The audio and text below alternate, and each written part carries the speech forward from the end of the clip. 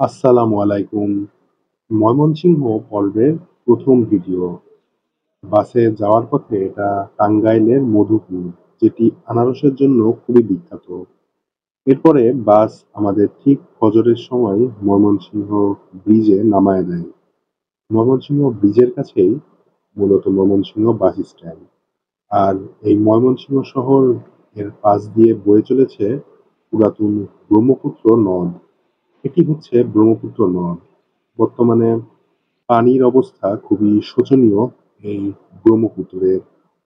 আর এটা হচ্ছে ময়মনসিংহ ব্রিজ, যেটি চলে গেছে ময়মনসিংহের শম্ভুগঞ্জ এর অর্থাৎ গৌরীপুর কিংবা নেত্রকোনার দিকে।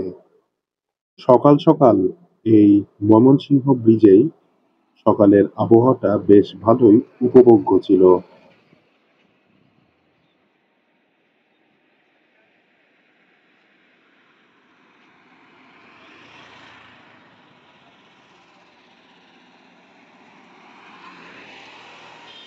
ময়মনসিংহ বাংলাদেশের ৮ম বিভাগীয় শহর ও ১২তম city corporation. Mymensingh city corporation আয়তনে বাংলাদেশের ৭ম এবং জনসংখ্যায় ৮ম বৃহত্তম মহানগর।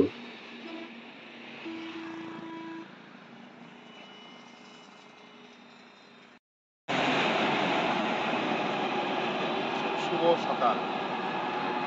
আমরা এখন ময়মনসিংহে, এটা হচ্ছে ময়মনসিংহ ব্রিজ।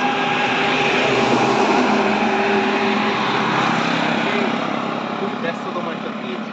এখন সকাল ৬টাই বাজেনি, তাতে অনেক বাস ট্রাকের চলাচল চলছে। এটা হচ্ছে পুরাতন ব্রহ্মপুত্র নদী, নদ নদ তো পানি একসময় এটাই ছিল মূল যমুনা নদী, এখন যেটা আমরা চিনি। সে ১৭০০ সালের একটা ভূমিকম্পে আর নদীর অবস্থা এরকম। চলুন ময়মনসিংহ শহর এক্সপ্লোর শুরু করি।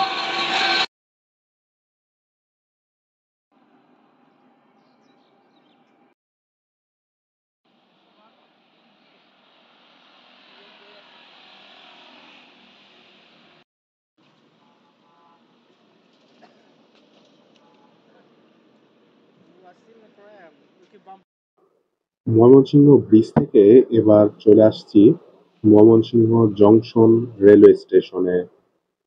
ময়মনসিংহ রেলওয়ে স্টেশন, যেটি কিনা জংশন, ১৮৮৫ সালে ময়মনসিংহের সাথে ঢাকার সংযোগ স্থাপন করার জন্য নারায়ণগঞ্জ বাহাদুরাবাদ ঘাট রেলপথ স্থাপিত হয়।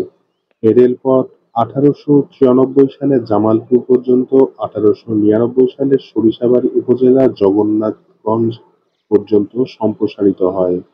১৯১২ সালে জামালপুর থেকে বাহাদুরা ঘাট পর্যন্ত রেলপথ সম্প্রসারণ হয়।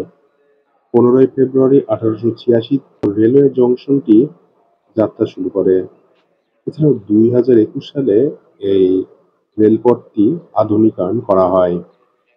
ময়মনসিংহ রেলওয়ে স্টেশন ১৮৮৬ সালে স্থাপিত।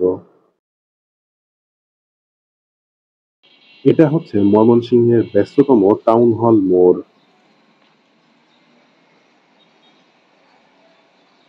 ময়মনসিংহ সার্কিট হাউস মাঠ বিশাল একটি মাঠ। আর এই মাঠের পাশেই অবস্থিত বেশ কিছু ক্লাব। ময়মনসিংহ সিটি কর্পোরেশন, যা ২০১৮ সালে স্থাপিত। এই রেলওয়ে ক্রসিং জায়গাটি বাংলাদেশের একমাত্র রেলওয়ে ক্রসিং যেখানে ওপর দিয়ে রেল লাইন চলে গেছে এবং নিচ দিয়েও রেল লাইন চলে গেছে। মূলত বাম পাশের লাইনটি চলে গেছে কেওয়াটখালী লোকোশেডের দিকে, আর ডান দিকের লাইনটি চলে গেছে ঢাকার দিকে। আর উপরের যে লাইনটি দেখতে পাচ্ছেন, এটি ময়মনসিংহ জংশন স্টেশন হয়ে ব্রহ্মপুত্র নদ পার হয়ে চলে যাবে নেত্রকোনার দিকে। সুতরাং ভিডিওটি ভালো লাগলে চ্যানেলটি সাবস্ক্রাইব করে পাশে থাকবেন।